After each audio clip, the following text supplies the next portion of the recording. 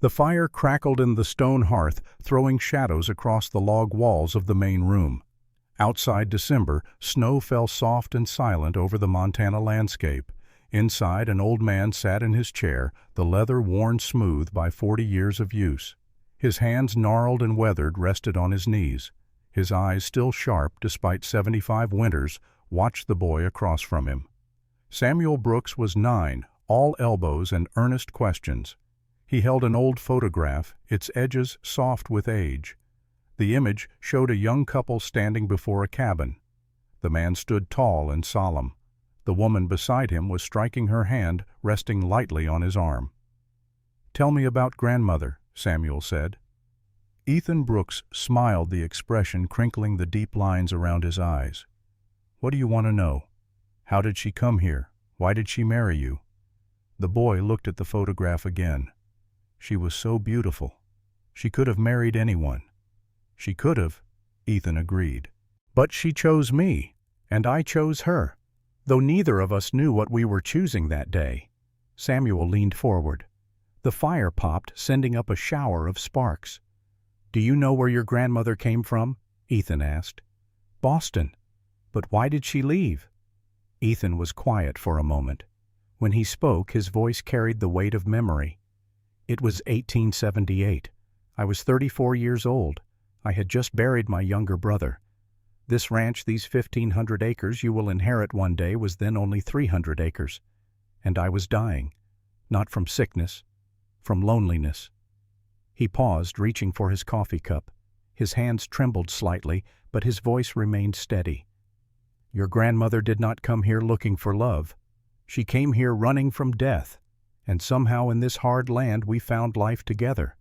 But to understand that you need to hear the whole story, from the beginning." The old man settled back in his chair. The firelight played across his face. And he began. February 1878 arrived cold and bitter across the Montana Territory. The land lay frozen under a sky the color of old iron. Ethan Brooks stood at the window of his cabin watching dawn break over the Beartooth Mountains. The light came slow and reluctant, as if even the sun hesitated to face another day. The cabin was small, 2 bedrooms, a main room, a kitchen barely worthy of the name. His father and brother had built it in 1869, cutting the logs themselves, fitting each one with care. Now his father was 8 years gone, his brother 3. Ethan was alone. The Brooks Ranch spread across 300 acres of grazing land in Big Sky country. 87 head of Hereford cattle grazed the winter pasture. 12 quarter horses stood in the barn. The land was good. The water ran clean from the creek. A man could build a life here. Ethan had tried. He pulled on his coat and stepped into the cold. His breath clouded white in the still air. The barn waited across the yard, solid and dark against the snow. Inside, the horses shifted in their stalls. Their breath steamed. The smell of hay and manure and animal warmth wrapped around him like a familiar blanket. He fed them methodically. Hay grain, fresh water from the pump. The well was 40 feet deep, the water cold and pure. His father had dug it by hand. Ethan remembered holding the rope, lowering buckets, hauling up dirt and rock. He had been 12. Connor had been 8. Connor. Ethan closed his eyes against the memory, but it came anyway, as it always did. They said his brother died of fever. The town believed it. The Reverend had spoken kind words over the grave. They buried Connor in the churchyard in consecrated ground among the other good people of Birch Creek. It was a lie. Connor had not died of fever. He had died of war. Not the one that ended in 1865, but the one that continued in his head, in his nightmares, in the screams that woke him every night until he could not bear to sleep at all. March 18th, 75. Ethan had found his brother in the barn. The Winchester rifle lay beside him. The note was clutched in Connor's hand, the paper stained with powder residue and blood. Ethan. The note read, "Do not blame yourself. Some souls cannot come home. I saw things. I did things. I cannot live with them anymore. Tell Mother I am sorry.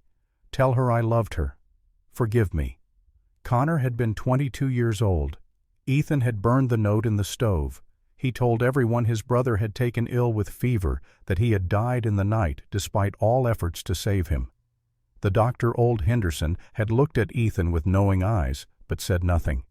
In the Montana Territory of 1875, suicide was still considered a crime, a sin. Those who took their own lives could not be buried in hallowed ground. Their property could be seized. Ethan would not let his brother's memory be so dishonored. But the guilt remained. It ate at him slowly, steadily, like water wearing away stone. Connor had needed help. Ethan had not known how to give it, or perhaps he had been too afraid to try. He had survived the war. Why could Connor not do the same? Now Ethan understood. Survival was not the same for everyone. Some men came home from war missing limbs. Others came home missing pieces of their souls. Connor had served at Gettysburg. He had been 18 years old, barely old enough to grow a proper beard. He came home 3 years later, quiet and hollow-eyed. He would wake screaming. He drank too much. He could not hold a job in town. The only place he found peace was on the ranch working with the horses. But even that peace had not been enough. Ethan finished with the horses and stepped back into the cold. The sun had risen higher now, pale and distant. He looked across his land. 300 acres, good grazing, a herd that would bring decent money come spring, a house that kept out the wind, everything a man needed. Except he was alone. He had tried hiring ranch hands. They came and went. The work was hard, the isolation harder. He tried going to town, to the dances, to the socials at the church. The women looked at him and saw a man too quiet, too haunted, too set in his ways. He was 34 years old. He would die alone on this land. And when he died, what would happen to the ranch? To the legacy his father had built. According to the Homestead Act of 1862, a man had to actively work his claim to keep it. If Ethan died without an heir, the land would revert to the territory. Or worse, it would be bought up by men like Thomas Garrett. Garrett owned the spread to the east, 1,200 acres, 40 hired hands, money that came from somewhere back east, investments and inheritance and schemes Ethan did not understand. Garrett wanted the Brooks land. He had made offers, increasingly generous offers. Ethan always refused. But if he died without an heir, Garrett would have the land anyway. That was when Ethan made his decision. It came to him not in a moment of inspiration, but slowly like water filling a well. He needed a wife, not for love. Love was a luxury he could not afford. He needed a wife for survival, for legacy, for someone to carry on when he was gone. In November of 1877, he placed an advertisement in the Helena Weekly Herald. Rancher, 34 years old, Montana Territory, seeking practical woman capable of enduring hard work and isolation. Land, 300 acres, cattle and horses. No promises beyond honest work and a roof overhead. 3 letters arrived in response. The first was from a woman in St. Louis. Her letter spoke of romance and destiny and the sacred bond of marriage. She wanted a husband who would cherish her, protect her, give her a life of comfort and ease. Ethan read it once and burned it in the stove. The second was from a widow in Denver. Her letter was cold, businesslike. She outlined her expectations: a house in town, help with the work, a clear division of labor and property. If Ethan died, half the ranch would be hers. She signed her name without warmth or feeling. Ethan set that letter aside. The third letter came from Boston, Massachusetts. It was written in a clear, educated hand. The paper was good quality, but not extravagant. The writer's name was Claire Ashford. I am not seeking romance, Mr. Brooks. I am seeking an honest life where my past cannot follow me. I grew up on a horse farm. I know hard work. I know silence. I know how to respect the things that cannot be spoken. If you need a partner who will work beside you and ask for nothing more than fairness and shelter, then I am willing to come to Montana. Something in that letter stopped him, the honesty of it, the lack of pretense. She was not promising to love him. She was promising to work, to endure, to build something together, even if that something was not romantic or beautiful or easy. He wrote back. He sent $47 for travel, 3 months' wages for a cowhand spent on a woman he had never met. For 8 weeks he tried not to think about her. He worked the ranch. He fed the cattle. He mended fences. He lay awake at night wondering if he had made a terrible mistake. And then came the 15th of February, 1878. The stage was due at Birch Creek Station at 3 in the afternoon. Ethan arrived at 2. The platform was empty except for the station master and a few men loading freight. The sky pressed down low and gray. The wind came hard from the northwest, carrying the smell of snow. Ethan stood with his hands in his coat pockets. His Winchester rifle leaned against the wall behind him. In his inside pocket, folded carefully, was the marriage contract Reverend Mitchell had drawn up. Legal and binding, protection for both parties. He told himself this was practical, necessary, the right thing to do. But his hands shook. The nightmare had come again last night. It always did when he was afraid. In the dream he was back at Antietam, the cornfield, the smoke so thick he could barely see. The rebel boy coming at him through the stock's musket raised. Ethan had fired first. The boy went down. Ethan had found him later after the fighting moved on. The boy was still alive, gut shot, dying slow. He could not have been more than 16. He cried for his mother. He cried for water. Ethan stayed with him until the end.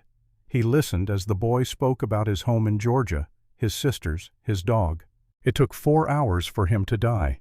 In the nightmare, the boy had Connor's face. Ethan shook his head, trying to clear the memory. He heard the stage before he saw it, the rumble of wheels, the jingle of harness, the driver's shout. The coach came around the bend, trailing dust even in the cold air. The horses pulled up hard. The driver set the brake. 2 men climbed down from the top. Passengers began to emerge. A merchant Ethan recognized from town, a traveling salesman, a young couple newlyweds by the look of them, holding hands and smiling. And then she stepped down. Ethan's heart stopped. The woman who descended from that stage did not look like a practical ranch wife.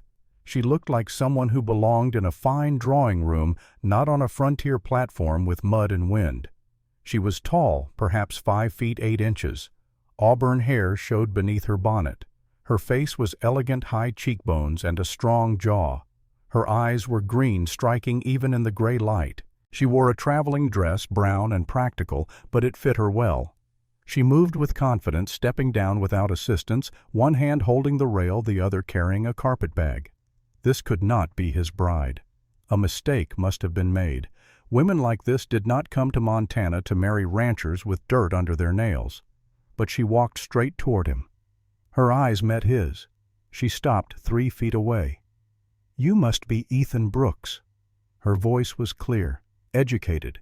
The accent of Boston still colored her words. Ethan pulled off his hat. "Yes, ma'am.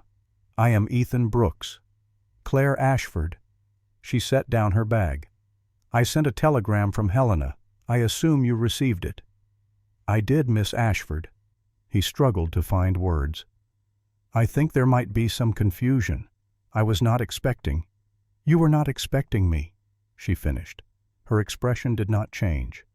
"You expected someone plainer, older, someone who looks like the frontier already." Ethan felt heat rise to his face. "I meant no insult. I understand."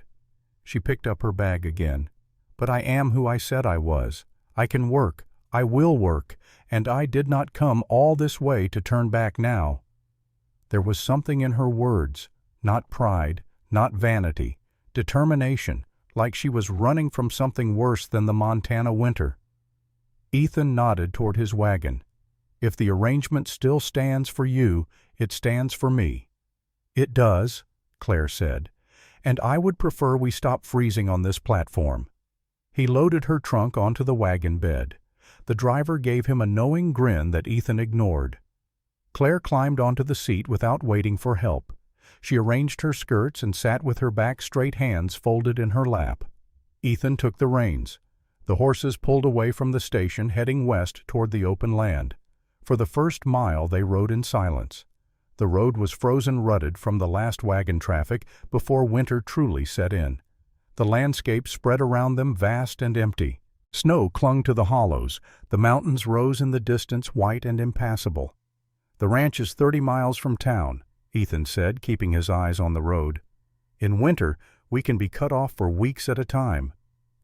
I grew up on a farm 40 miles outside Boston, Claire replied. I am accustomed to isolation. Montana isolation is different. Perhaps. She looked out at the landscape. But at least here the isolation is honest. Ethan glanced at her. She was watching the mountains, her expression unreadable. Why did you leave Boston? He asked. Her hands tightened on her bag. My father died 2 years ago. The farm was sold. I went to live with my aunt. She wanted me to marry a man I could not marry. I refused. She told me to find my own way. The man. Ethan chose his words carefully. Was he cruel? Claire was silent for a long moment. Cruel enough that I would rather starve in Montana than live wealthy beside him. Something in her voice told Ethan there was more to the story, but he did not push. He had his own secrets. He could respect hers. They crested a rise and the Brooks Ranch came into view. The cabin sat near the creek, smoke rising from the chimney. The barn stood behind it, solid and weathered. The corrals spread out to the south. Cattle dotted the winter pasture, dark shapes against white snow. It is not much, Ethan said. Claire looked at the ranch and her face changed. Something softened in her expression, something that might have been wonder. Mr. Brooks, she said quietly, it is beautiful. Ethan had expected criticism, disappointment. Instead, he heard genuine appreciation in her voice. It is free, Claire continued. In Boston, everything is crowded, houses pressed together, people watching from every window. Here there is space to breathe. She turned to look at him, and for the first time he saw past her elegant exterior to the exhaustion beneath. This was a woman who had been running, who had been afraid, who had come to the end of her endurance and found somehow this place. They drove the last quarter mile in silence. Ethan pulled the wagon up to the cabin. He helped Claire down, his hand briefly touching hers. Her fingers were cold through her gloves. Inside the cabin was warm from the fire he had left burning. The main room held a table, 4 chairs, a wood stove, and the stone fireplace. Rough but clean, functional. This is the kitchen, Ethan said, gesturing to the stove and counter space. Water comes from the pump outside. There is a root cellar for storage. He showed her through the cabin. His bedroom small and spare. The larger bedroom which he had cleaned and prepared for her. She looked at it without comment. A bed, a chest of drawers, a single window facing east. Is there a lock for the door? Claire asked. Ethan stopped. A lock? Yes. She met his eyes. If possible. He searched her face. Fear flickered there, quickly hidden. I will install one tomorrow. Thank you. Her shoulders relaxed slightly. Not because of you. I just need to know I can shut out the world. That evening, Ethan cooked venison stew and cornbread. Claire ate little, picking at her food. She was tired from travel, he told himself, or perhaps she was reconsidering her decision. If this does not suit you, Ethan said, breaking the silence. If you want to leave, I will drive you back to town. I will pay your passage to wherever you want to go. Claire looked up from her plate. I will not need to leave, Mr. Brooks. I came here to stay. Even so, the offer stands. She nodded. I appreciate that. But I meant what I wrote in my letter. I am here to work, to build something. If you are honest with me, I will be honest with you. I will be, Ethan promised. After dinner, Claire excused herself to her room. Ethan heard the door close. A moment later, he heard the scrape of furniture. She was pushing something against the door, a chair perhaps, or the chest of drawers. He sat by the fire until late, listening to the wind outside. Through the thin walls he thought he heard crying, soft, muffled, quickly stifled. He stood intending to knock to ask if she was well, but he stopped himself. She had asked for a lock, for privacy, for space. He would give her that. In the morning she emerged composed and calm, as if the tears had never happened. The second day, Ethan showed her the ranch. They walked to the barn first, the largest structure on the property, 40 feet by 60 with 12 horse stalls and a hayloft. the smell of hay and horses wrapped around them. "You said you grew up on a horse farm," Ethan said. "I did." Claire walked between the stalls, her movements easy and confident. The horses turned to watch her. One, a gray mare, nickered softly. "My father was a veterinarian," Claire continued. "I assisted him from the time I was 12 years old." Ethan stopped. "A veterinarian?" "Yes." She ran her hand along the gray mare's neck. "He was very skilled. He could have been wealthy treating the horses of rich men, but he preferred to help farmers, people who needed him." "What happened to him?" Claire's hand stilled. "He was called to treat a nobleman's prize stallion, an Arabian worth $5,000. The horse was already sick when he arrived. He did everything he could, but the horse died." She was quiet for a moment. "The nobleman blamed him," she continued, "destroyed his reputation, said he was incompetent. No one would hire him after that. He died 6 months later. They said it was heart failure, but really it was a broken spirit." Ethan heard the pain in her voice, the old wound still raw. "I am sorry," he said.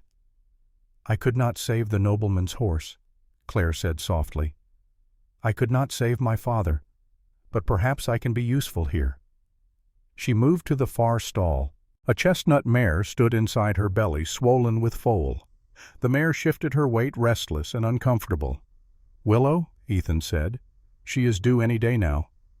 Claire stepped into the stall. The mare did not flinch.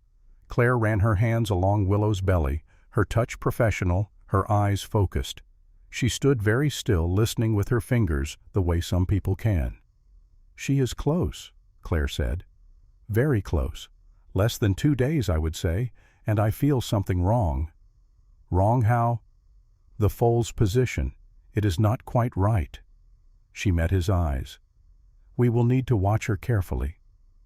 That night, long after the lamps were extinguished and the cabin had gone silent, a scream tore through the darkness. Not human. Animal. A horse in terrible distress. Ethan shot out of bed, pulling on his boots. He rushed into the main room and stopped. Claire's door stood open. She was already gone. He ran into the frozen yard, the cold biting through his shirt. He burst into the barn. Lantern light flickered inside Willow's stall. Claire knelt in the straw, wearing her nightgown beneath Ethan's spare coat. Her sleeves were rolled up, her face was set with urgent control. "She has been straining for an hour," Claire said without looking up. "Something is wrong." Willow thrashed, her eyes rolling white with fear and pain. She tried to stand, fell, tried again. Each movement was agony. Claire looked at Ethan. "We need more light. Now!" Ethan moved fast. He hung lanterns one after another until the barn glowed bright and wavering. Willow lay on her side, her breath coming in hard gasps. Her coat was dark with sweat despite the freezing air. "Hold her head," Claire said. "Talk to her. Keep her calm." Ethan knelt by Willow's neck. He stroked her face, speaking softly. "Easy, girl. Easy. Claire will help you." Claire scrubbed her hands and arms with soap and freezing water. The cold made Ethan's teeth ache just watching. Then she knelt beside Willow, pressed her hand to the mare's belly, and closed her eyes. "I need to check the position," she said. Her voice was steady, but Ethan saw fear in her eyes. She reached carefully inside. Her face tightened at once. "One leg is back," she said quietly. "The foal is coming wrong. If I cannot reposition it, we will lose them both." "Can you fix it?" Ethan asked. "I have to." Claire's jaw set. "When I tell you pull steady, not hard. Steady." For 20 minutes the only sounds were Willow struggling and Claire's careful instructions. Claire worked by feel alone, sweat on her brow despite the cold. Her arm trembled with effort. Twice she stopped to flex her fingers, then went back to work. Ethan watched her hands and saw something that stunned him. She was afraid, but she did not quit. "Now," Claire said suddenly. "She is about to strain. Get the ropes." Ethan already had them ready. Soft hemp 1/4 inch thick. He looped them where Claire indicated around the foal's legs that he could not see. Willow strained her whole body, convulsing with effort. Ethan pulled with her steady and firm, timing it to the mare's contractions. Claire's eyes stayed locked on her work. Her jaw was clenched. "Again," she said. Willow strained. They pulled. The foal's head appeared wet and dark, then shoulders, and then with a rush that seemed both impossible and inevitable, the foal slid into the straw. It did not move. Ethan's breath caught in his throat. Claire was on it immediately, clearing its nose, rubbing hard with a clean cloth. She murmured low words, part prayer, part command. "Breathe," she whispered. "Come on, breathe."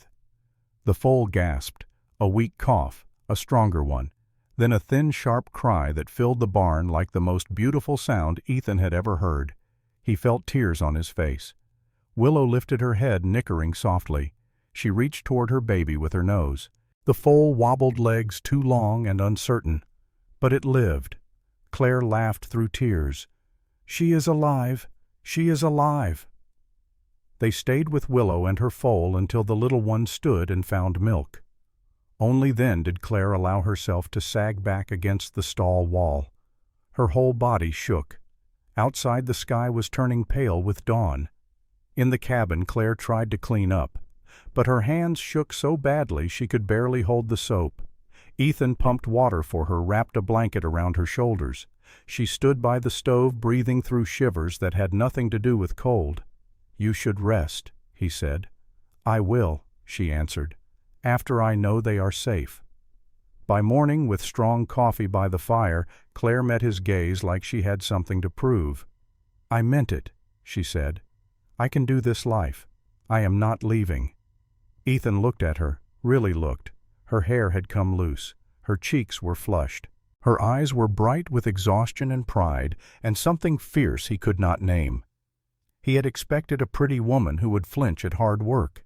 Instead, he had gotten a woman who had just saved his best mare and her foal. "I believe you," Ethan said, and he meant it. Claire smiled. "The foal needs a name. What would you call her? Dawn, because she was born at daybreak, and because this feels like a new beginning." Ethan did not argue. The name felt right. The days fell into rhythm. Claire woke at 5 before Ethan. She started the coffee, prepared breakfast. She worked alongside him, learning the ranch. She could ride, he discovered, not well but competently. Her father had taught her. She learned to mend fences, to check the cattle, to read the brands of neighboring ranches. The Brooks brand was BB within a circle. Thomas Garrett's brand was TG Bar. On the 6th day they went to town for supplies. Birch Creek was small, 300 people give or take. Main Street held the general store, a saloon, the church, the marshal's office, and the Montana Territorial Bank. People stopped to stare when Ethan helped Claire down from the wagon. The whispers started immediately. "Too refined for ranch life. Boston women never stay. She will run before winter ends." Thomas Garrett stood outside the general store. He was 40 years old, well-dressed in a suit that came from San Francisco. His ranch spread over 1,200 acres to the east. He employed 40 men. He had money from investments back east, sources of income Ethan neither understood nor trusted. Garrett approached them, hat in hand, smile on his face. "Mr. Brooks, and this must be your bride." "Mr. Garrett," Ethan said flatly. "Mrs. Brooks." Garrett's eyes moved over Claire with the assessment of a man evaluating livestock. "You are far too refined for ranch life. If it does not suit, I have a large house and many opportunities for a woman of culture." Claire's expression went cold. "I am standing exactly where I wish to be, Mr. Garrett." Ethan stepped between them. "My wife has made herself clear." Garrett's smile did not fade. "Of course, only a friendly offer." But his eyes said something different. They said, "I want what you have, and I always get what I want." That night Ethan woke screaming, "Connor, no, do not do it." He found himself in the main room, shaking and covered in sweat. His heart hammered. The dream clung to him like smoke. Claire appeared in the doorway of her room. She said nothing. She went to the stove, put water on to boil, and sat down across from him. After a long silence, Ethan spoke. "My brother. I could not save him." Claire's eyes were kind. "Some people cannot be saved. But you are still here. That means something." They sat until dawn. Few words passed between them, but something shifted. They were no longer strangers. 1 month after her arrival on the 15th of March, Ethan broached the subject they had both been avoiding. "It has been a month," he said. "It has. The arrangement was for a trial period. If you wish to leave—" "I do not wish to leave." Ethan took a breath. "I know this was meant to be practical, but I want you to know you are safe here. If you want to stay as partners, as friends, that is enough for me." Claire met his eyes. "And if I want more—" His breath caught. "Then we take it slow. Build trust first." "I would like that." They married the next day. Reverend Mitchell performed the ceremony in the main room with the fire crackling and the wind pressing against the walls. The vows were simple, legal and binding. But more than that, they were honest. "I promise to protect you, respect you, and never ask more than you can give," Ethan said. "I promise to stand beside you, work with you, and build something worth keeping," Claire answered. After the Reverend left, the cabin felt different, warmer, less lonely. That night they still slept in separate rooms, but the door between them remained unlocked. Late March brought the first real storm of the season. The sky turned gray, heavy, and bruised. The wind rose fast, cutting across the open land like a blade. Ethan checked the barometer. It had dropped sharply. Doc Henderson, making his monthly visit to check on Claire's health, looked at the sky and frowned. "Blizzard coming," he said. "A bad one." That evening the wind began to howl. Snow fell in sheets, turning the world white and blind. Ethan moved the livestock close to the barn. Most came willingly, sensing the storm, but Dawn, still young and easily frightened, bolted from the near corral. Ethan did not think. He grabbed a rope and ran after her. The wind swallowed him. Snow drove into his face, stinging like needles. His eyes watered. Within minutes he could not see the ranch, could not see his own hands in front of his face. He caught Dawn, got the rope around her neck. But when he turned back, he realized with cold certainty that he had no idea which direction led home. The world was nothing but white. He kept walking, trusting instinct, memory, hope. The cold sank into his fingers, his toes, his lungs. His thoughts began to slow. He knew the signs. Hypothermia. He was dying. A voice called his name, faint at first, then closer. "Ethan." A shape materialized through the snow. Claire, a rope tied around her waist. The other end stretched back into the white, anchored to something solid. The porch, he realized later. She had tied herself to the porch and followed the rope into the storm. She grabbed his arm with both hands. "Follow the rope," she said, her voice fierce. "Now!" Ethan stumbled beside her, half carried by her strength and will. Dawn followed, too frightened now to bolt. The rope guided them through chaos. When the cabin finally appeared, Ethan nearly wept with relief. Inside, Claire stripped his wet coat and pushed him toward the bedroom. "You are freezing," she said. "Get in the bed." "I am fine." "You are not fine." She shoved quilts over him, then climbed in beside him, fully dressed, pressing against him. "Body heat. Be still." Ethan shook so hard he could not speak. Claire held him, rubbing his arms, whispering until the shaking eased and warmth returned in painful, stinging waves. When he could finally breathe again, he turned and saw tears on her face. "You scared me," she said. "I thought I would lose you." "I am sorry. I did not think. I just wanted to save Dawn." "You matter more." Her voice broke. "More than Dawn. More than this ranch. Do you not understand that—" Ethan lifted a trembling hand to her cheek. He kissed her. For a heartbeat she went still.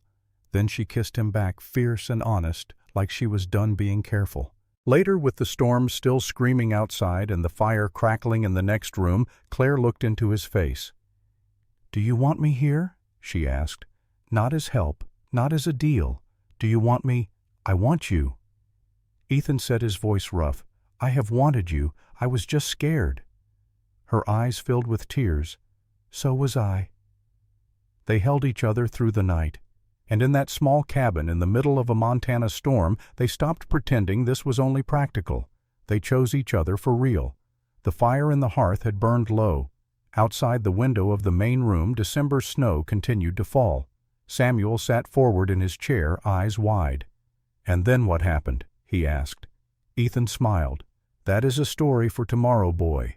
Your grandmother will have my hide if I keep you up all night." "But did she stay? Did you live happily?" "She stayed," Ethan said softly. "And we built a life, not always easy, not always happy, but always together. That is what matters." He reached out and ruffled the boy's hair. "Go on now. Get to bed. Tomorrow I will tell you about the man from Boston and how your grandmother faced down her past with nothing but courage and a rusty derringer." Samuel stood reluctantly. At the doorway he turned back. "Grandfather." "Yes. I am glad she chose you." Ethan felt his throat tighten. "So am I, son. So am I."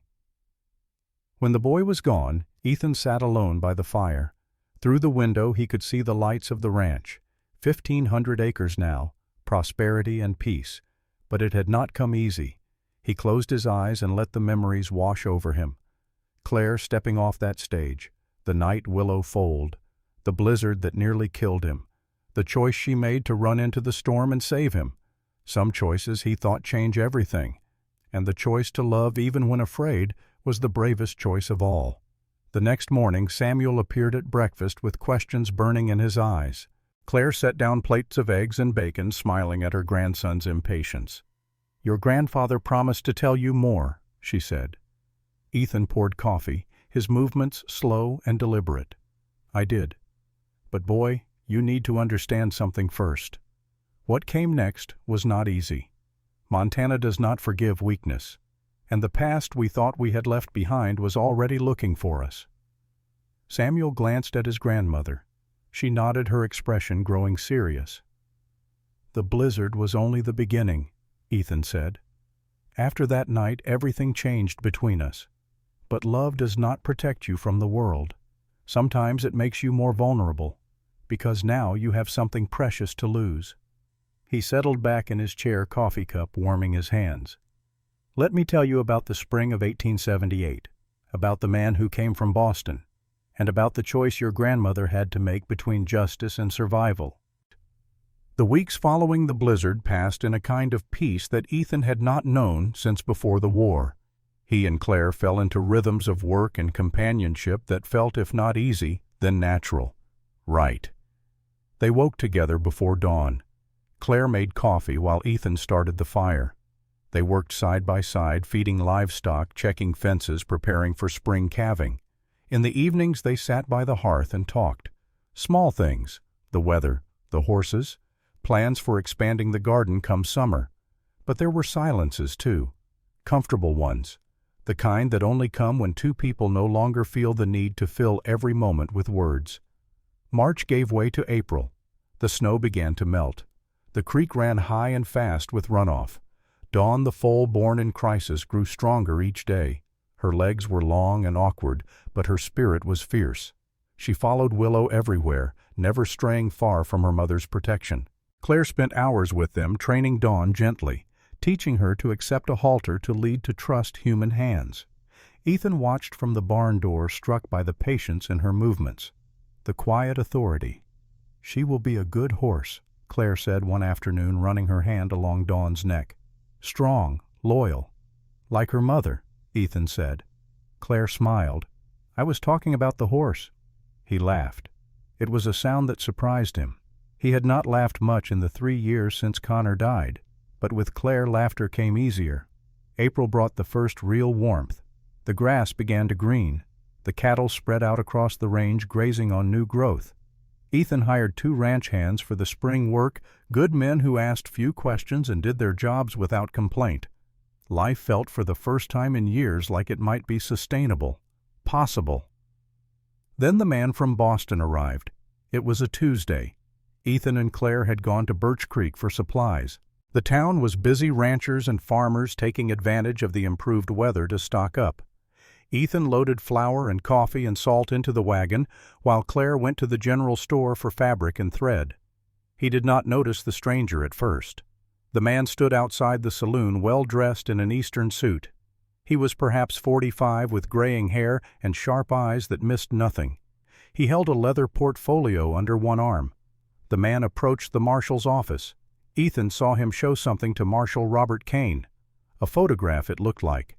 The marshal shook his head. The man moved on, asking questions of merchants, of loiterers, of anyone who would listen. Ethan felt unease crawl up his spine. Then he saw Thomas Garrett emerge from the bank. Garrett's eyes found the stranger. They spoke briefly. Garrett looked at the photograph the man offered, and Garrett smiled. Ethan was loading the last sack of flour when Claire returned. She held a small bundle of fabric, her expression content. But when she saw his face, she stopped. "What is wrong?" "There is a man asking questions, a stranger from back east." Claire went very still. "What kind of questions?" "I do not know, but Garrett was talking to him." The color drained from her face. "We need to leave, now." They rode back to the ranch in tense silence. Claire kept looking over her shoulder, scanning the empty road behind them. Her hands twisted the fabric in her lap. At the cabin she went straight to her room. Ethan heard drawers opening, things being moved. When she emerged, she held a small object wrapped in cloth. "I need to tell you something," she said. "Something I should have told you before." They sat at the table. Claire unwrapped the cloth. Inside was a locket, gold, delicate, with a small portrait visible through the glass front. The portrait showed a young woman with dark hair and gentle eyes. "Her name was Catherine Miller," Claire said quietly. "She was engaged to be married to a man named Edmund Ashworth, a wealthy merchant in Boston. She disappeared in October of 1876. Ethan picked up the locket carefully. The gold was tarnished. The chain showed dark stains that might have been blood. "The police said she ran away," Claire continued, "that she got cold feet about the marriage and fled. Her family did not believe it. Catherine loved Edmund, or so everyone thought." "Where did you get this?" Claire took a shaky breath. "My Aunt Beatrice wanted me to marry Edmund after Catherine disappeared. It would be a good match, she said. He was wealthy, respected, well-connected. I went to his house for dinner. I wandered into his study looking for the washroom. I found a hidden drawer. This was inside." She pointed to the dark stains on the chain. "Catherine's mother had given her this locket. It never left her neck. And here it was hidden in Edmund's desk, with blood on it." Ethan's hands tightened on the locket. "You think he killed her?" "I know he did. I took the locket. I did not know what else to do. Who would believe me? Edmund was rich, powerful. I was nobody. But I knew if I stayed, if I married him, I would end up like Catherine." "So you ran?" "My aunt was furious when I refused the marriage. She said I was throwing away my future. When I told her why, she called me hysterical. She said I had stolen from Edmund and needed to return the locket immediately. I refused. She told me to leave and never come back." Claire's eyes filled with tears. "I kept the locket because it is the only proof Catherine was murdered. But Edmund has resources, money, connections. He could send investigators, bounty hunters, anyone. And now one is here." "Yes." Ethan set the locket down carefully. "Then we face it together." The next day the man from Boston came to the ranch. Ethan saw the horse and buggy approaching from a distance. He stepped out onto the porch, rifle in hand, not raised, just visible. The man climbed down from the buggy, moving with the careful deliberation of someone who understood he was on uncertain ground. He stopped 10 feet from the porch. "Mr. Brooks." "Who is asking?" "My name is Charles Pemberton. I am a private investigator from Boston." "I do not know anyone in Boston." "Perhaps not, but your wife does." Pemberton pulled the photograph from his portfolio and held it up. It showed Claire younger in formal dress. "Miss Claire Ashford, or should I say Mrs. Claire Brooks?" Claire appeared in the doorway. Ethan felt her presence behind him, solid and steady despite her fear. "My name is Claire Brooks," she said clearly. "Mrs. Brooks." Pemberton inclined his head politely. "I am here on behalf of Lord Edmund Ashworth. You possess property belonging to him, a locket. I am authorized to retrieve it. I possess nothing but what I brought with me." "Come now, Mrs. Brooks. We both know that is not true. Lord Ashworth is willing to forget this misunderstanding. Return the locket, and you will hear no more about it." Ethan raised the rifle slightly. "Mr. Pemberton, you have 10 seconds to get off my land." Pemberton did not flinch. "I will return, with Marshal Kane and a search warrant. This ranch is in Montana territory. The law still applies." "Then bring the law. But you are trespassing now." Pemberton climbed back into his buggy. Before leaving, he looked at Claire one more time. "Lord Ashworth is a patient man, Mrs. Brooks, but his patience has limits." When he was gone, Claire sagged against the doorframe. "He will come back," she said, "and next time he will have the authority to search, to take me back to Boston." "Then we prepare," Ethan said. "We get our own legal counsel. We fight this the right way." But even as he said it, he knew the truth. The law favored men like Edmund Ashworth, rich men, connected men, men who could afford the best lawyers and the best lies. They had little time. Over the next week, Ethan made quiet inquiries. He spoke to Reverend Mitchell, who knew the territorial judge. He spoke to other ranchers' men who had been in Montana longer, who understood how power worked on the frontier. The news was not good. If Edmund Ashworth pressed charges for theft, Claire could be extradited to Massachusetts. The locket was worth more than $500. That made it grand larceny, a serious crime. "But she did not steal it," Ethan protested to Reverend Mitchell. "She found evidence of murder." "Can you prove murder?" the Reverend asked gently. "Without a body, without witnesses against a man of Ashworth's standing." Ethan had no answer. At night he lay awake turning the problem over in his mind. Claire slept fitfully beside him. They shared a bed now, though more for comfort than passion. She had nightmares, dreams where Edmund found her where she disappeared like Catherine. Ethan would wake to find her trembling, and he would hold her until the fear passed. "I will not let them take you," he promised. "You cannot stop the law." "Then we will run, take the horses and go north. Canada is not far. And abandon everything you built, your family's ranch. I will not ask that of you." "You are not asking. I am offering." But Claire shook her head. "There has to be another way." The answer came from an unexpected source. 3 weeks after Pemberton's visit, a wagon arrived at the ranch. An older woman climbed down, dressed for travel, but showing the wear of a long journey. Her face was lined with age and worry. Her eyes, when they found Claire, filled with tears. "Aunt Beatrice," Claire whispered. Ethan stepped forward, placing himself between the women. "Ma'am, state your business." The woman looked at him, assessing. Then she seemed to deflate all the starch going out of her spine. "I came to beg forgiveness," she said quietly, "and to help if I can." Inside the cabin, Beatrice Ashford sat with her hands wrapped around a cup of tea she did not drink. She was 52 years old, Ethan learned, Claire's father's sister, the only family Claire had left. "I did not know," Beatrice said, her voice breaking, "about Catherine. I swear I did not know." "You did not want to know," Claire said coldly. "You are right. I was willfully blind. I wanted the match, the money, the respectability. I did not ask the questions I should have asked." She set down the teacup with shaking hands. "After you left, I could not stop thinking about what you said, about the locket, about Catherine. So I went to her family, the Millers. I asked them about Catherine's disappearance." Beatrice pulled a folded newspaper from her bag. The Boston Herald, dated March 20th, 1878. She unfolded it and pointed to a small article on the 3rd page. "Body found in Charles River. Young woman identified as Catherine Miller." Ethan read quickly. Catherine's body had been found by fishermen caught in the pilings beneath a dock. She had been in the water for months. The coroner ruled it accidental drowning, but there were details. Bruises on her wrists, mostly decomposed but still visible, marks that suggested she had been bound. The Millers had protested the ruling. Their daughter could not swim. She was terrified of water. She would never have gone near the river willingly. The investigation was closed anyway. Lack of evidence. "Edmund killed her," Beatrice said. "I have no doubt now. And I almost gave you to him. I almost sent you to the same fate." Claire's face was pale. "Why are you telling me this?" "Because I hired my own investigator, a good one. He found things, patterns."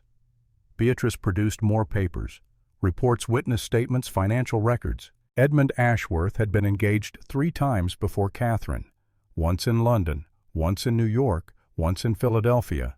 Each time the woman had disappeared.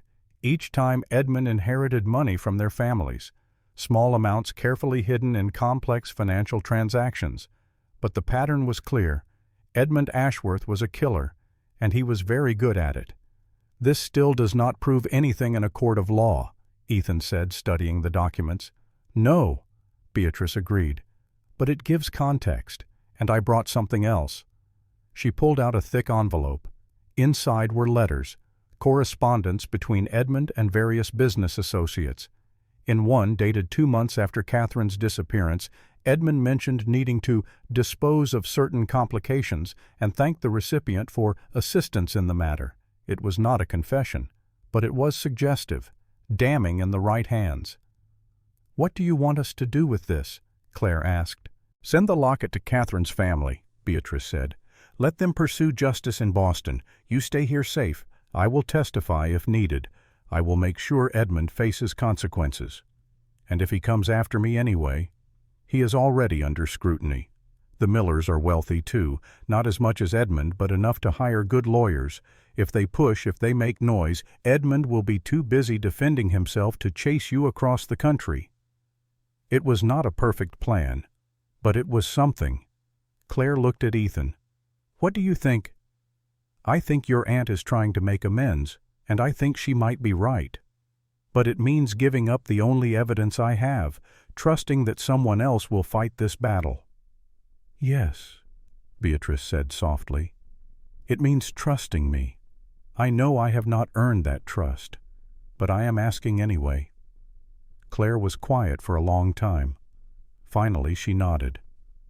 "I will do it. But Aunt Beatrice, you need to stay in Montana, at least until we know Edmund is in custody." "I plan to. There is a boarding house in town. I can stay there. And if Pemberton comes back, then we tell him the truth. The locket is gone, given to its rightful owners." 2 days later, Beatrice left for Boston with the locket and all the documents. Ethan and Claire watched the stage pull away, carrying their best hope for justice. "What if it does not work?" Claire asked. "Then we deal with whatever comes, together." But Claire looked unconvinced. She pressed a hand to her stomach, an unconscious gesture Ethan had noticed her making more frequently over the past week. "Claire," he said carefully, "is there something you need to tell me?" She turned to face him, and he saw tears on her cheeks. "I am late," she whispered. 2 weeks late. I think I might be with child." The world seemed to tilt beneath Ethan's feet. A child. His child. Their child. Joy hit him first, bright and overwhelming. Then fear followed, cold and fast. Childbirth in 1878 was dangerous. Women died. Babies died. He could lose them both. "Are you certain?" he managed to ask. "Not certain. But I know my body, and I feel different." Ethan pulled her close, holding her as if he could shield her from every danger on earth. "We will be careful," he said. "We will get Doc Henderson. We will prepare. I want this child, Ethan. I want our child. Then we will do everything to keep you both safe."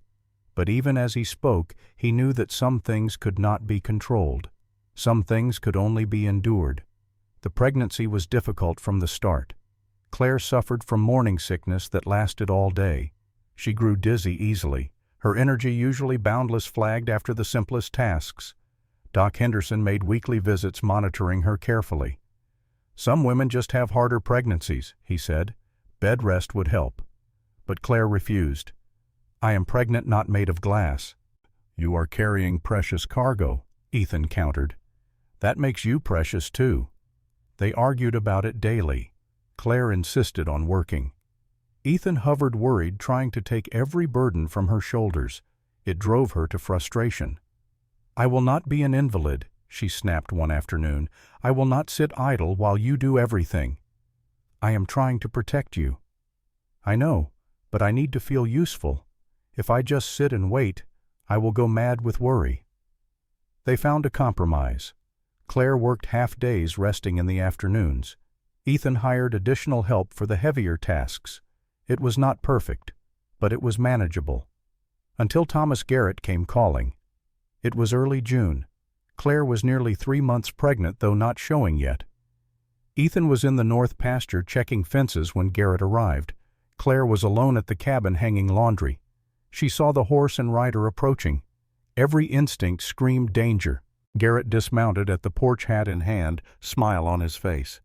"Mrs. Brooks, I heard you were indisposed. I wanted to check on your welfare." "I am well, Mr. Garrett. Thank you for your concern. I also heard," he continued, "that you had a visitor from Boston. An investigator, was it?" Claire's hands stilled on the laundry. "News travels fast. In a small town, yes. I could not help but wonder what brings a Boston investigator all the way to Montana." "That is not your concern." Garrett's smile widened. "But it is Mrs. Brooks. You see, I had a very interesting conversation with Mr. Pemberton. He told me you are wanted for theft, a valuable locket belonging to Edmund Ashworth." "I stole nothing." "Perhaps, but that is for the courts to decide, is it not?" He stepped closer. "I also learned that you are with child. Congratulations." Claire felt ice in her veins. "What do you want, Garrett?" "I want to help. You and your husband are in a difficult position. Pemberton will return with a warrant. Your home will be searched. You will be arrested, likely extradited to Boston. The stress could be very bad for your condition. Get to the point. Sell me your ranch. Take the money and leave Montana. Go somewhere safe, somewhere the law cannot find you. Start over. This ranch is not for sale." "Everything is for sale, Mrs. Brooks. The question is price. I am offering you freedom, safety for your child. Is your husband's pride worth more than that? You do not understand. This ranch is his family's legacy, and you are his family now. Which matters more?" Claire felt trapped, cornered. "I need to speak with Ethan." "Of course, but my offer expires in 1 week. After that I will tell Pemberton exactly where to find what he is looking for." Garrett mounted his horse. Before riding away he tipped his hat. 1 week, Mrs. Brooks. Think carefully." When Ethan returned that evening, Claire told him everything. He listened in growing fury. "Garrett has been spying on us," he said. "He knows about the locket. He is using it as leverage. What are we going to do? We stand our ground. The locket is gone. Pemberton can search all he wants. He will find nothing. But Garrett said he knows where it is. The locket is with your aunt halfway to Boston by now. Garrett is bluffing." But Claire was not convinced, and neither, if he was honest, was Ethan. 4 days later, Charles Pemberton returned. This time he brought Marshal Kane and a signed warrant from Territorial Judge Harrison. They searched the cabin, the barn, the root cellar, the smokehouse, every building on the property. They found nothing. "Where is it?" Pemberton demanded. "I told you," Claire said calmly. "I destroyed it, melted it down, and sold the gold." It was a lie, but it was unprovable. Marshal Kane looked at Pemberton. "If there is no locket, there is no theft. I am done here." Pemberton's face darkened with frustration, but he had no choice. Without evidence, he had no case. After they left, Ethan held Claire while she shook with relief. "It is over," he said, but it was not. That afternoon, Thomas Garrett arrived, alone this time. His face was no longer friendly, no more pretense. "I know the locket is not here," he said. "Your aunt took it to Boston weeks ago." Ethan felt his blood run cold. "How do you know that?" "I have been watching, waiting. I have friends at the stage depot. They tell me things." "What do you want, Garrett?" "What I have always wanted, your land, and I am willing to do whatever it takes to get it. The locket is gone. You have no leverage." Garrett smiled. It was not a pleasant expression.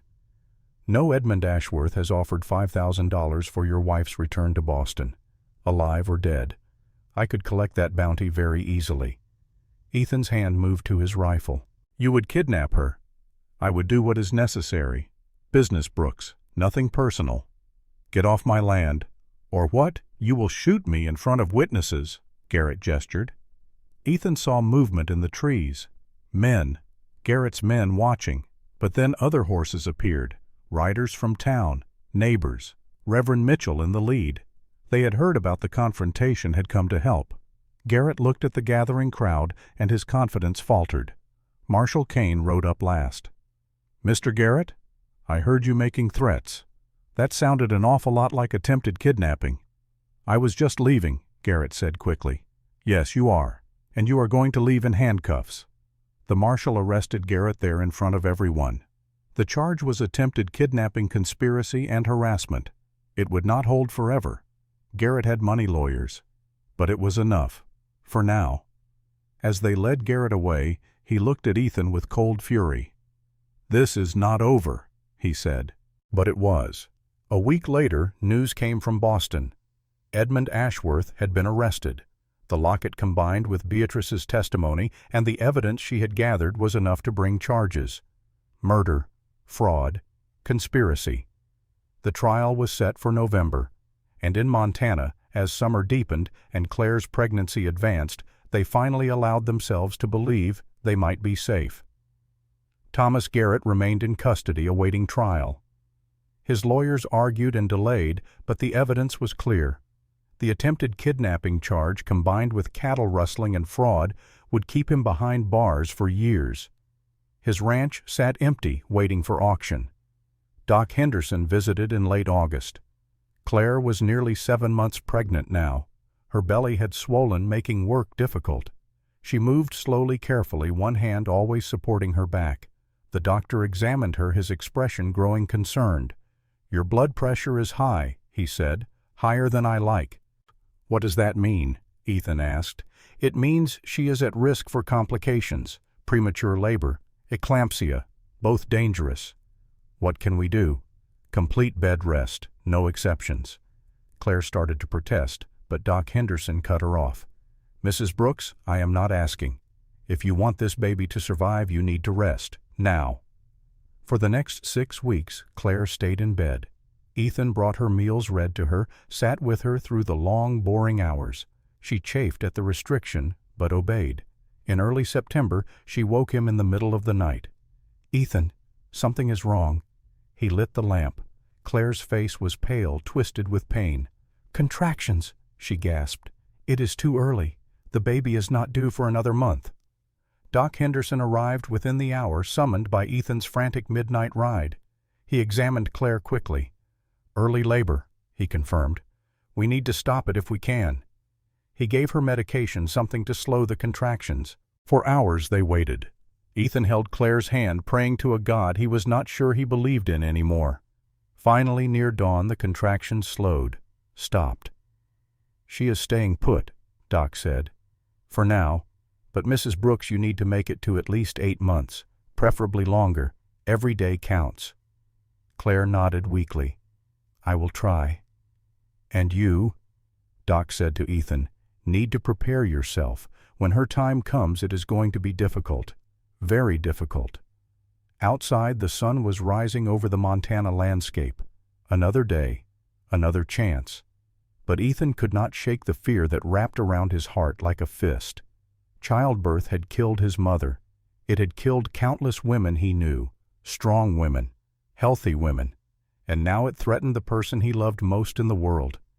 He sat by Claire's bedside watching her sleep and made himself a promise. Whatever happened, whatever choices had to be made, he would not lose her. He could not. Back in the warm cabin of 1919, Ethan paused in his story. Samuel sat forward, hands gripped together. "Did she live?" the boy asked. "Did the baby live?" Ethan smiled gently. "Your mother is alive, is she not? And your grandmother sits in the next room." "But you said it was difficult." "The most difficult thing I have ever faced. Harder than war. Harder than losing Connor. Because this time I had to choose who to save. And that choice nearly broke me." He stood, joints creaking, and walked to the window. Outside, snow continued to fall. "That is a story for tomorrow, Samuel. Some stories need to be told in daylight, when the shadows are not so dark." The boy nodded, understanding, despite his youth, that some truths were too heavy to carry into sleep.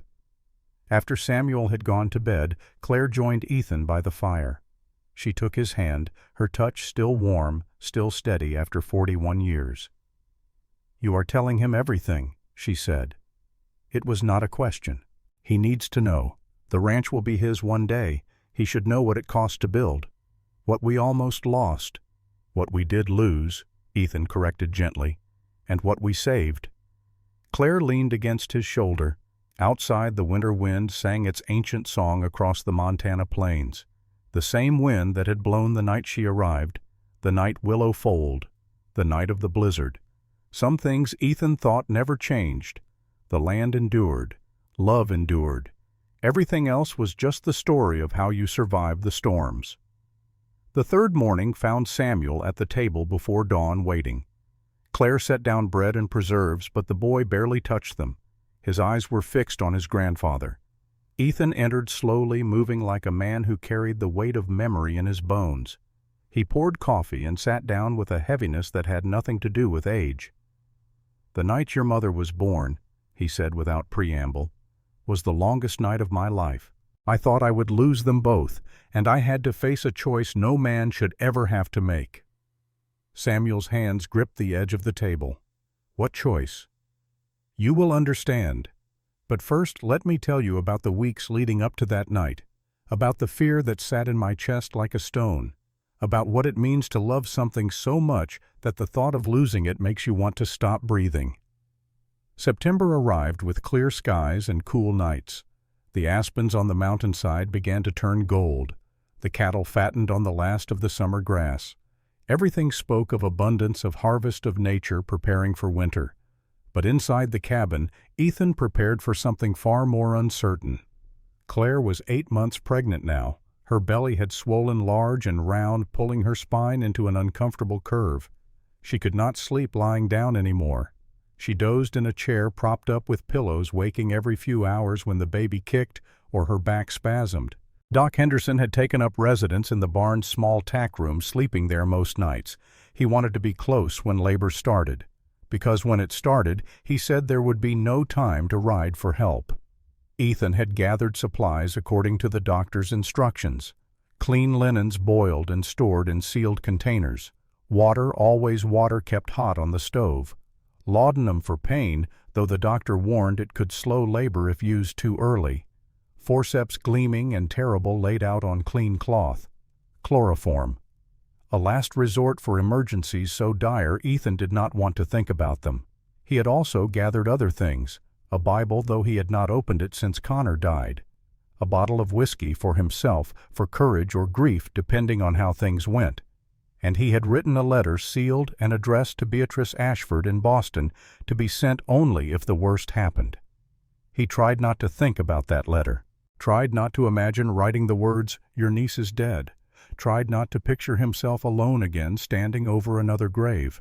But the thoughts came anyway, especially in the dark hours before dawn when Claire's breathing changed and he jolted awake, certain something was wrong. "You need to sleep," Claire told him one night. "You are exhausted." "I will sleep when you are safe." "I am safe now. You know what I mean." She reached for his hand, her fingers warm despite everything. "Ethan, women have been giving birth since the beginning of time. I will be fine." But they both knew that was not entirely true.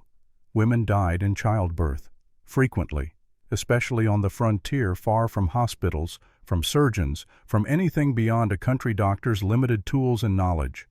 The maternal mortality rate was 1 in 100 at best, higher in places like Montana, and Claire's pregnancy had been difficult from the start. High blood pressure, early labor scares, exhaustion that went beyond normal tiredness. Doc Henderson pulled Ethan aside one afternoon while Claire napped. "I need to be honest with you," the doctor said. "This is going to be hard, harder than most births I have attended." "Why?" "Her blood pressure is still elevated, the baby is large, and she is exhausted before labor has even begun." "What are you saying?" Doc Henderson met his eyes. "I am saying you need to prepare yourself for difficult choices. If complications arise, if I cannot save them both, I will need to know your wishes." Ethan felt the world tilt. What kind of complications?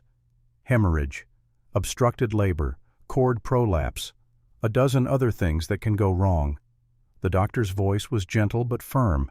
I will do everything I can, but you need to understand that sometimes, despite our best efforts, we cannot save everyone. Then save Claire. The words came out before Ethan had time to think. But once spoken, he knew they were true. If it comes to choosing, he said quietly, save my wife. Doc Henderson nodded slowly. I will do my best for both, but I will remember your wishes. Ethan told no one about that conversation, especially not Claire. She would have argued, would have insisted he save the baby. But Ethan had lost too many people already. His parents, his brother. He could not lose Claire too. He would not survive it. The days passed with agonizing slowness. Claire grew more uncomfortable. Her feet swelled. Her back ached constantly. She could barely eat, the baby pressing against her stomach, leaving no room for food. But she bore it with the same quiet strength she had shown since arriving in Montana.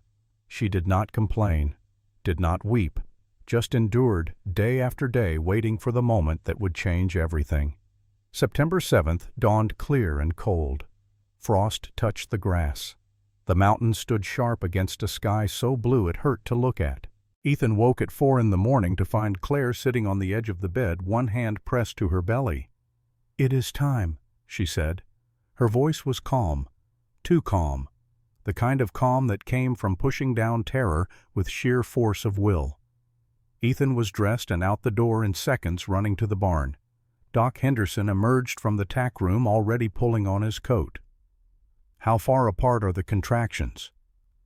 "I do not know. She just told me." They hurried back to the cabin. Inside, Claire stood by the window, breathing slowly through what was clearly a contraction. When it passed, she turned to them. "About 10 minutes apart," she said. "They started an hour ago. I wanted to be sure before I woke you." Doc Henderson shook his head with something like admiration. "Most women would have been screaming by now. Let me examine you." Ethan paced the main room while the doctor checked Claire in the bedroom. Every sound made him flinch, every gasp, every creak of the bed. When Doc Henderson emerged, his expression was cautiously optimistic. "She is dilated about 4 fingers. We have time yet. This could take hours, maybe all day." "Is she in pain?" "Some, but she is managing it well." He paused. "I sent word to town yesterday. Your aunt is coming, Claire. She should arrive by mid-morning." Claire appeared in the doorway, holding the frame for support.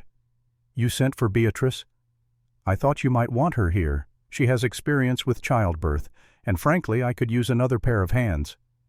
Tears filled Claire's eyes. "Thank you." The morning passed in a strange, suspended state. Claire walked the cabin, stopping when contractions came breathing through them with fierce concentration. Ethan stayed close, offering his arm for support, bringing water, feeling utterly useless. Beatrice arrived at 9, climbing down from the wagon with a basket of supplies. She took one look at Claire and went straight to her, embracing her niece carefully. "I am here," she said simply. "I am not leaving." The contractions grew closer, stronger. By noon they came every 5 minutes. By 2 in the afternoon, every 3. Claire's face grew pale, drawn. Sweat soaked her hair despite the cool day. Doc Henderson examined her again. When he emerged from the bedroom, his expression had changed. The cautious optimism was gone. "What is wrong?" Ethan demanded. "The baby has dropped into position, but labor is not progressing as it should. She has been at this for 10 hours and is still not fully dilated. What does that mean? It means we may have a long night ahead." By evening, Claire's pain had intensified to the point where she could no longer walk. She lay on the bed, gripping the sheets, breathing in short gasps. Beatrice bathed her face with cool cloths. Ethan held her hand, feeling the bones grind together when contractions hit. "I am sorry," he whispered. "I am so sorry." "Not your fault," Claire managed. "Takes 2 to make a baby." She tried to smile, but another contraction took her, and she arched, crying out despite her determination to stay silent. Hour 12, hour 14, hour 16. Night fell. Lamps were lit. the cabin filled with shadows and the sounds of Claire's labored breathing. Doc Henderson grew increasingly concerned. He examined her again at hour 18. "She is fully dilated now," he announced, "but the baby is not descending. Something is blocking it." "What?" "I cannot tell without going in. Claire, on the next contraction, I need you to push. Push as hard as you can." Claire gathered herself. When the contraction came, she bore down with everything she had left. Her face turned red. The cords in her neck stood out. She pushed until she could not breathe. Nothing happened. "Again," Doc said. "Harder." Another contraction. Another push. Still nothing. Doc Henderson's hands went to work examining internally. His face grew grim. "Shoulder dystocia," he said quietly. "The baby's shoulder is caught behind the pubic bone. This is very dangerous." "Dangerous how?" Ethan asked. "If we cannot free the shoulder, the baby will suffocate. And if we push too hard, Claire could tear badly enough to bleed to death." The words hung in the air like a death sentence. "What do we do?" Beatrice asked. "I try to manipulate the baby into position, manually. It will be painful." He looked at Claire. "I am going to hurt you. I am sorry. But I have to try." Claire nodded, too exhausted to speak. What followed was the worst hour of Ethan's life. Doc Henderson worked with his hands inside Claire's body, trying to shift the baby to rotate it to free the trapped shoulder. Claire screamed. She could not help it. The pain was beyond anything she had ever experienced. Ethan held her, whispered to her, felt his own tears falling on her face. "I am here. I am here. You can do this." But he was not sure she could. He was not sure anyone could endure this. At hour 20, Doc Henderson stepped back, his face ashen. "I need to speak with Mr. Brooks. Alone." In the main room, away from Claire's hearing, the doctor delivered his verdict. "I cannot free the shoulder this way. I have two options left. I can attempt to use forceps to pull the baby out, or I can perform a cesarean section. Which is safer?" "Neither. Forceps can injure the baby, damage Claire internally, cause catastrophic bleeding. A cesarean in these conditions is almost certainly fatal for the mother. We have no anesthesia adequate for surgery, no way to control infection afterward." "Then what do you recommend?" "I try the forceps. I pray they work. And if they do not work, if Claire's bleeding becomes uncontrollable, you need to prepare yourself." "For what?" Doc Henderson's eyes were full of sorrow. "For the possibility that I can only save one of them. And you need to tell me now, before we reach that point, who to save." The choice Ethan had made weeks ago came back to him. Save Claire. But now, faced with the reality of it, he found the words would not come. This was his child. His daughter, Doc had said earlier, based on the position. His daughter who fought to be born. Could he really sentence her to death before she had drawn a single breath? But Claire, his wife, his partner, the woman who had saved him in more ways than he could count. How could he let her die? "I cannot make this choice," he said. "You may have to." "Then save Claire." The words tore out of him. "If you can only save one, save my wife." Doc Henderson gripped his shoulder. "I will do everything I can for both. But I needed to know." He returned to the bedroom. Ethan followed, unable to stay away, even though every instinct told him to run, to not watch what was about to happen. Doc Henderson had laid out the forceps. They looked like instruments of torture, long metal tongs designed to grip a baby's head and pull. "Claire," the doctor said gently, "I am going to use forceps. It is our best chance. Do you understand?" Claire nodded weakly. She was beyond words now, beyond anything except survival. "On the next contraction, I need the biggest push of your life. Everything you have left. Can you do that?" Another nod. Beatrice moved to support Claire's back. Ethan held her hand. Doc Henderson positioned the forceps with careful precision. The contraction built.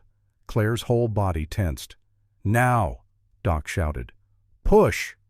Claire pushed. Doc pulled. The room filled with sound. Claire screaming. Beatrice praying. Ethan's heart hammering so hard he thought it might burst. The baby's head appeared, then stopped. Again, Doc commanded. One more. Another contraction. Another push. Ethan saw Claire's face go gray. Saw blood, too much blood, staining the sheets. Saw Doc Henderson's hands moving frantically. Then impossibly, the baby's shoulders slipped free. The rest of the body followed in a rush. For one terrible eternal moment, there was silence. The baby did not cry, did not move, just lay in Doc Henderson's hands, small and still and blue. "No," Ethan heard himself say. "No, please, no." But Doc was already working, clearing the baby's airways, rubbing vigorously with a rough cloth, stimulating, massaging, willing life into the tiny form. "Come on," he muttered. "Come on, breathe." Nothing. More rubbing. More stimulation. Still nothing. Then just when Ethan thought his heart would stop from grief, the baby gasped. A weak cough, a stronger one, and then a thin, sharp cry that was the most beautiful sound Ethan had ever heard. "She is alive," Doc Henderson said, wonder in his voice. "She is alive." But the relief lasted only seconds. "I need to deliver the placenta," Doc said urgently. "Beatrice, take the baby. Mr. Brooks, hold pressure here." He guided Ethan's hands to Claire's belly. Blood soaked through immediately. Too much blood. Claire's eyes fluttered. "My baby. Let me see my baby." "In a moment," Doc said, working frantically. "Stay with me, Claire. Stay awake." But her eyes were closing. Her skin was the color of old wax. "Claire." Ethan shook her gently. "Look at me. Stay with me." Her eyes opened briefly. "Tired. I know. But you cannot sleep. Not yet." Doc Henderson worked for what felt like hours, but was probably only minutes, packing pressure stitching. His hands moved with practiced speed, but his face showed the strain. Finally, the bleeding slowed. Stopped. "That is all I can do," he said quietly. "The rest is up to her and God." Beatrice brought the baby cleaned and wrapped in soft cloth. She placed the tiny bundle in Claire's arms. Claire looked down at the small face, the dark hair, the eyes that opened briefly to show a flash of blue. "She is perfect," Claire whispered. "You did it," Ethan said, tears streaming down his face. "You both did it." But Claire was fading. Her skin was cold, her breathing shallow. "Claire, stay awake," Ethan begged. "Let me sleep, just for a moment." "No. Look at our daughter. She needs you." But Claire's eyes closed. The baby slipped from her weak grasp. Beatrice caught her quickly. "Doc," Ethan said desperately. "Her pulse is weak. She has lost too much blood. All we can do now is wait."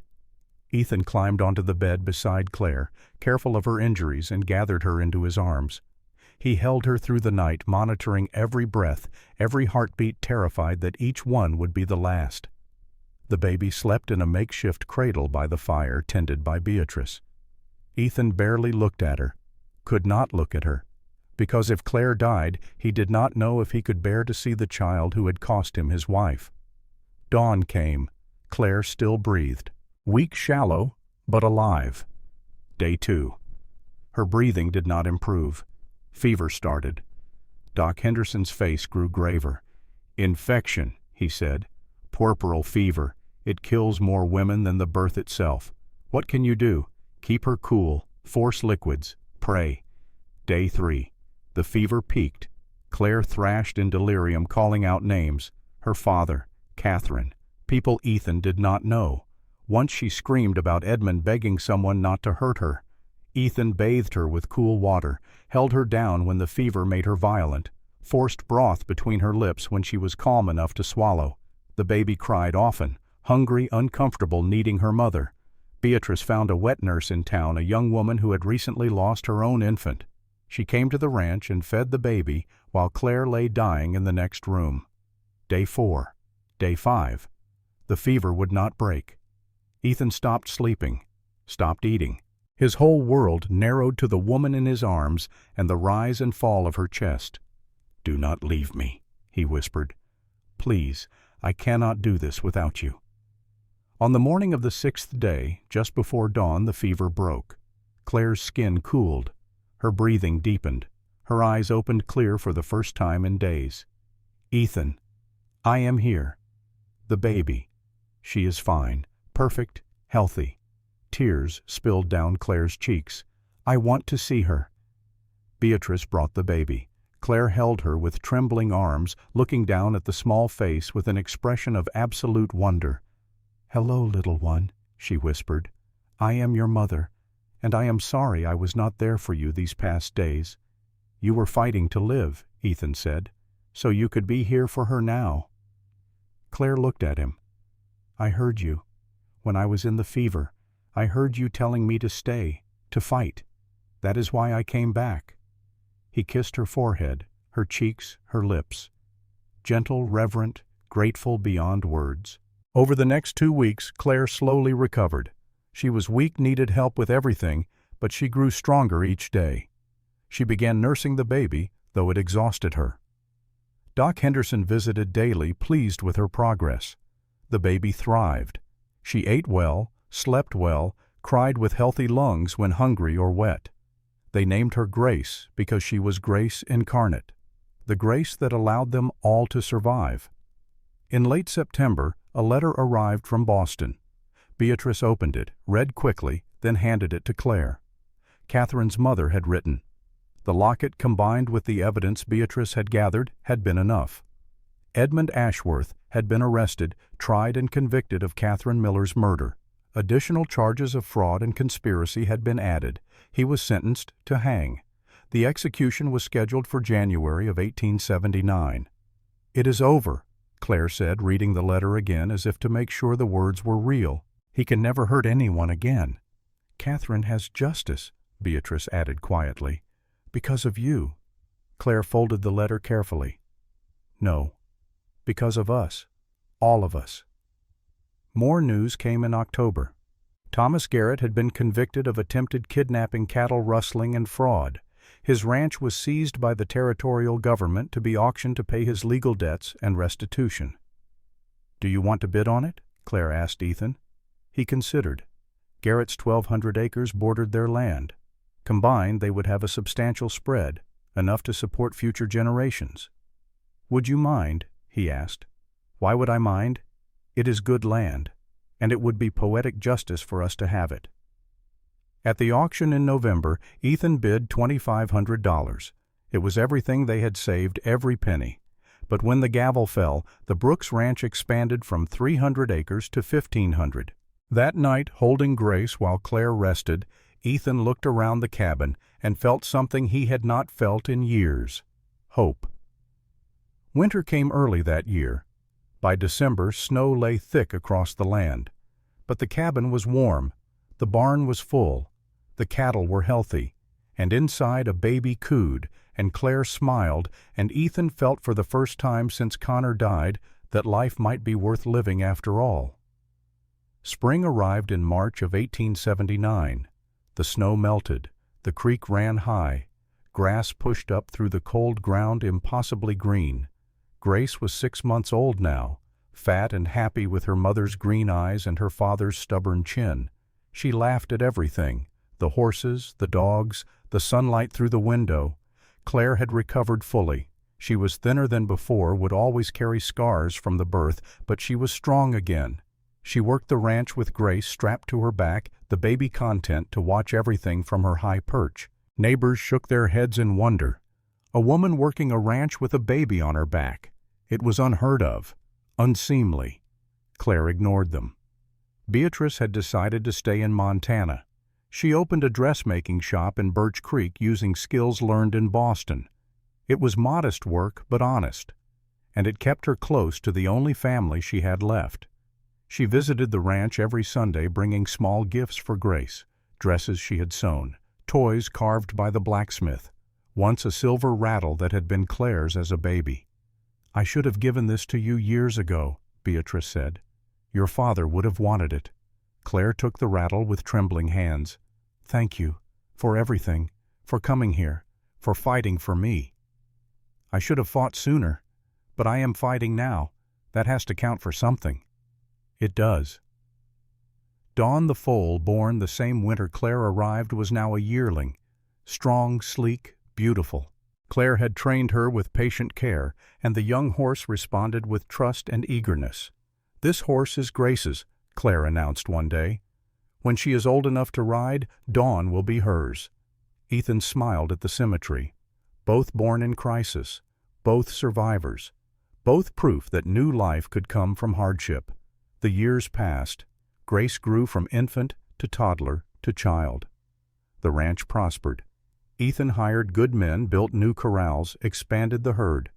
The Brooks brand became known for quality cattle and honest dealing. In 1885, when Grace was 6 years old, she rode Dawn for the first time. Ethan walked beside her, one hand on the bridle, ready to catch her if she fell. But she did not fall. She sat the horse like she had been born to it, laughing with pure joy. Claire watched from the porch, one hand shading her eyes against the sun. "She is ours," Ethan said that night. "Every stubborn, fearless inch of her. Thank God for that." In 1895, Grace was 16, beautiful, confident, skilled in every aspect of ranch work. Young men came calling, drawn by her looks and her father's land. Ethan was protective but tried to be fair. "She needs to choose for herself," Claire reminded him. "Like I chose you." "I know, but that does not mean I have to like it." Grace chose well. A young rancher named Daniel Hartley, good family, hard worker, kind eyes. They married in the spring of 1896. Ethan gave them a section of the Brooks land as a wedding gift, 160 acres, enough to start their own legacy. "You are still keeping the rest for our children," Grace said, only half joking. "Your children," Ethan corrected. "Your mother and I are too old for more babies."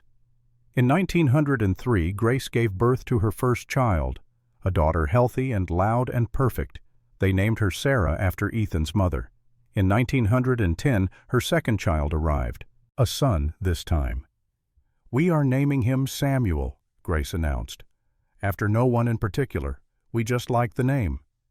But when Ethan held his grandson for the first time, he thought of Connor, of the brother who never got to have children of his own, and he whispered a silent prayer that this boy would never have to face the things Connor faced, would never carry that kind of darkness. The fire crackled low in the hearth. The December night pressed against the windows of the cabin. In 1919, in the ranch house that had been expanded 3 times but still held the original structure at its core, Ethan Brooks finished his story. "And that is how your mother was born," he said to Samuel. "How your grandmother nearly died bringing her into the world. How we built this ranch from 300 acres to 1,500. How we survived everything that tried to break us." Samuel was quiet for a long moment.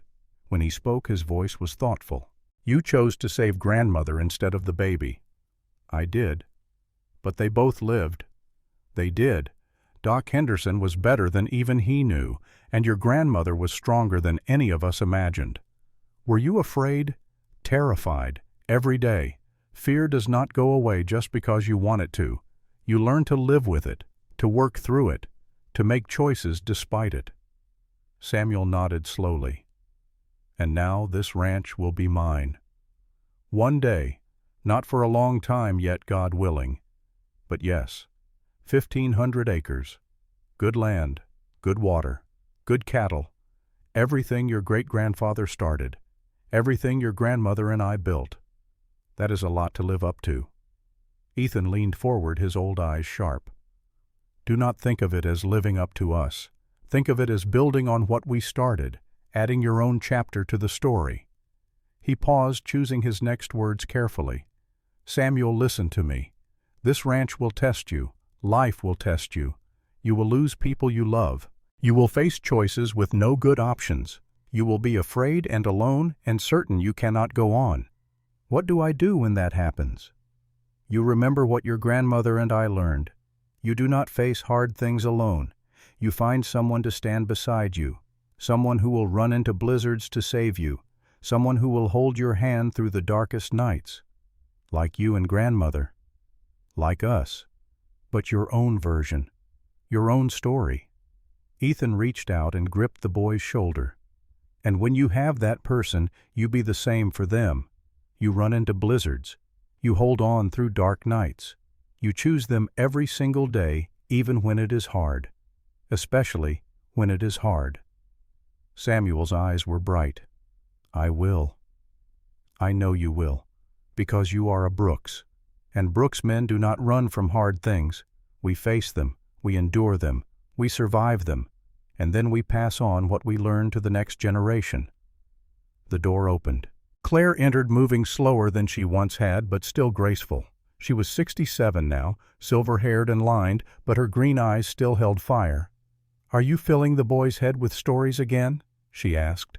"Just telling him how things were?" "How you remember them, you mean?" She smiled. "Though I suppose your version is close enough to the truth." She sat down beside Ethan, taking his hand. The gesture was automatic, unconscious. 41 years of marriage made such things as natural as breathing. "Did you tell him the most important part?" she asked. "What part is that?" "That we were lucky. Not just strong, not just brave. Lucky. So many things could have gone wrong, should have gone wrong, but somehow they did not. I prefer to think of it as providence. Providence, luck, fate. Call it what you want. The point is we are here, all of us, against considerable odds." She looked at Samuel. "When this ranch is yours, remember that. Remember how close we came to losing it all. How many times? Let that make you grateful. Let it make you kind, because you never know what someone else has survived to be standing in front of you." "I will remember," Samuel promised. Ethan stood, joints protesting, and walked to the window. Outside, the snow had stopped. The moon had risen bright and full, turning the landscape silver. The barn stood dark against the white. The corrals were empty, the horses safe inside for the night. 1,500 acres, 3 generations, a legacy built on love and courage and the simple refusal to give up. "You know," he said quietly, "I ordered a mail-order bride because I needed help with the ranch. I expected someone plain, practical, forgettable. Instead, I got your grandmother, a woman who saved my horses, saved my life, and saved my soul." Claire joined him at the window. "And I came here running from death. Instead, I found life. Not easy life, not perfect life, but real life. Honest life, worth living." They stood together, looking out at the land they had built their lives on, the land that would pass to their daughter, then to their grandson, then to whoever came next, generation after generation carrying forward the lessons learned in hardship. "Tell me something," Claire said. "If you could go back to that day at the station knowing everything that would happen, would you still have sent for me?" Ethan turned to face her. "Every time, every version, in every life, I would always choose you. Even knowing the pain, the fear, how close we came to losing everything. Especially knowing that, because the depth of the pain shows the height of the joy, and I would rather have 1 real year with you than 100 safe, comfortable, lonely years without you." Claire's eyes filled with tears. After 41 years, he could still make her cry. "I love you," she said simply. "I love you too." Samuel watched them, these old people who had once been young and desperate and brave, who had fought death and won, who had taken broken pieces and built something beautiful. "I understand now," he said. Ethan turned to him. "What do you understand? Why you wanted to tell me the whole story, not just the happy parts, all of it, the fear and the blood and the choices with no good options. Why is that?" "Because anyone can inherit land. But to really be worthy of it, you need to understand what it cost, what people gave up, what they survived. That makes you responsible for it, makes you want to protect it, to add to it, to pass it on better than you found it." Ethan smiled a smile that reached his eyes and made him look for a moment young again. "You are going to be just fine, boy. Just fine." Later, after Samuel had gone to bed and the cabin was quiet, Ethan and Claire sat together by the dying fire. They did not speak, did not need to. After so many years, silence was its own language. Outside, the Montana night sang its ancient song, the wind in the pines, the creek under its winter ice, the mountains standing eternal watch over the valley. Inside, 2 old people held hands and remembered. The stage station where everything began, the barn where willow foaled, the blizzard that nearly killed them, the longest night when Grace was born, all the moments of terror and triumph that had woven their lives together. "No regrets?" Claire asked eventually. "Only one." "What is that?" "That I cannot live it all again." She laughed softly. "Once was enough for me. Any more and I do not think my heart could take it." "Your heart is the strongest thing I know." "Only because yours kept it beating all those times it wanted to stop." They sat until the fire died to embers, until the cold crept in and drove them to bed, until they lay together in the darkness, listening to each other breathe, grateful for one more day, one more night, one more chance to wake up together. In the morning, Samuel would ride out with Ethan to check the cattle. Claire would make breakfast, the kitchen filling with the smell of coffee and bacon and fresh bread. The ranch would wake to another day of work and life and continuing on. But for now, in the quiet hours before dawn, the old rancher and his wife from Boston slept peacefully. Their story told, their legacy secured, their love after 41 years and countless trials still burning bright. Some things Ethan thought as sleep took him are worth every moment of fear, every drop of blood, every impossible choice. Love was worth it, family was worth it, legacy was worth it. And in the end, that was the only truth that mattered. The story of how two broken people found each other across a continent, how they chose each other despite the fear, how they built something beautiful on hard ground, how they survived everything the world threw at them and came out stronger on the other side. That was the legacy, not the land, not the cattle, not even the ranch itself. The legacy was the love, the courage, the wisdom to know that some things are worth fighting for no matter the cost. And that legacy would endure long after the last Brooks had worked this land, long after the ranch itself had passed into memory, long after the names were forgotten and the stories faded. Because some truths are eternal. And the truth that love conquers all that courage matters, that choosing to stand beside someone through darkness is the bravest choice any person can make, that truth would echo through time itself. In the Montana morning, with frost on the grass and smoke rising from the chimney and 3 generations under one roof, the legacy continued. And that was enough. That was everything.